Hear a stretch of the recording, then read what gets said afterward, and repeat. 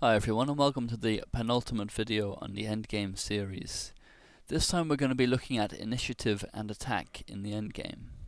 Some find it surprising how common the fight for initiative and attack in the Endgame can be, and also how often mating attacks can appear out of nowhere. Sometimes the fight for initiative carries over from the middle game into the Endgame, and the following is a good example of that in action. It was played between two top grandmasters, Peter Svidler from Russia and Rustam Kazmidhanov from Uzbekistan. It was played at the FIDE World Championships in 2005. I'm just going to skip through the first 30 moves. It was a sharp Sicilian, as you'll see. Just flip the board here.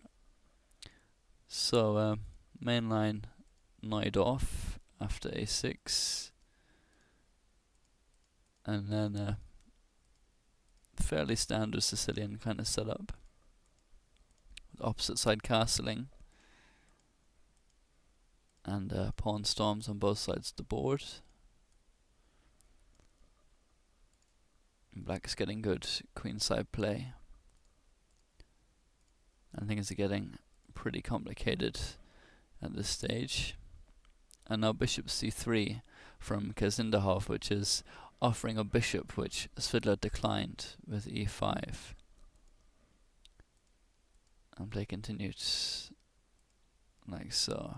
Now bishop takes b5, bishop takes c7, so the queens come off, but the tactics hand over. After bishop takes d4 and knight takes d4, material is equal with 5 pawns, 2 rooks, 3 minor pieces, and the kings on either side. Here, however, Kazmidhanov effectively sacrificed his bishop here on b5, which is attacked at the moment by the knight on d4, and instead of protecting it or moving it, he played f takes e6, allowing knight takes b5. So now he played knight takes c7, and after knight takes c7, attacking the rook at a8, he played rook f2, apparently sacrificing the exchange. But after knight takes a8, he played knight a4, making it not a sacrifice of the exchange, but of an entire rook. So what's he up to? Well, the point is that white now has no way to avoid the perpetual check after rook takes b2, which is coming next. So Kazindahov, by playing this way, is getting himself out of trouble through sacrificing material in order to secure a draw.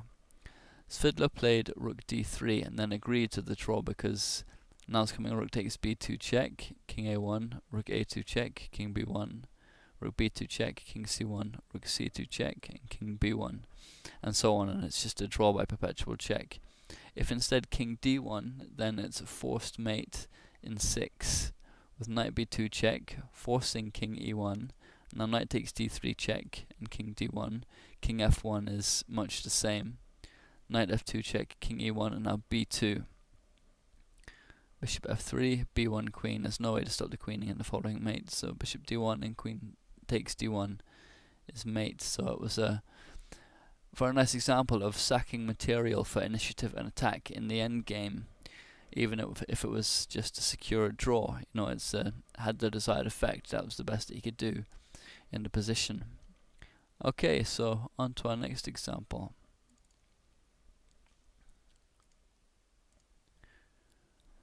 This position was reached in the Hungarian Championships of 2004 by Messi with black against Almasi with white, who in this position is threatening rook f3, and black must play actively or white will have good initiative thanks to this strong rook here on e7 and the option of attacking the weak b6 pawn with his bishop later. However, with accurate calculating skills, Messi manages to repel the attack and force a draw, setting a nice trap in the process. Here he played the best move, which is a4, and play continued rook f3, now a3, which is a very nice move because despite allowing rook f takes f7 and 2 rooks on the 7th for white, looking dismal for black, now he has a2.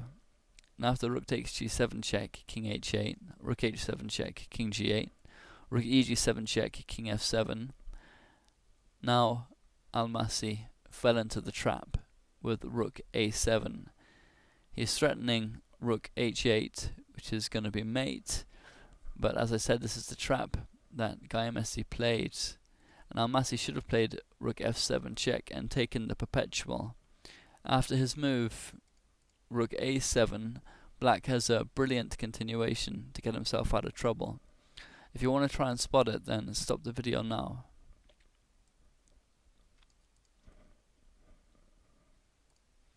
a1 and promoting to a knight with check is the move, and now black is winning.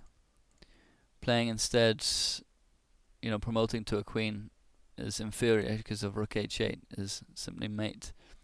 So king c1 is the best that white has here. If instead king b1, now rook d1 check is completely winning.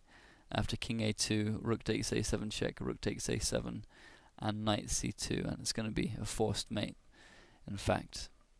So king c1 is the best in this position, but now comes knight takes b3 check, king c2, knight d4 check, king c1, rook takes a7, rook takes a7, knight c5, and the smoke's cleared, and black remains a piece up against 2 pawns, and his advantage is decisive.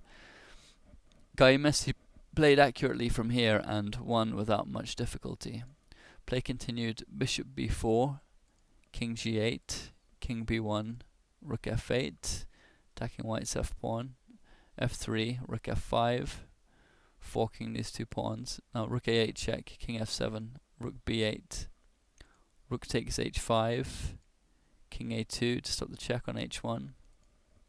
Now rook h1 anyway is completely winning for black.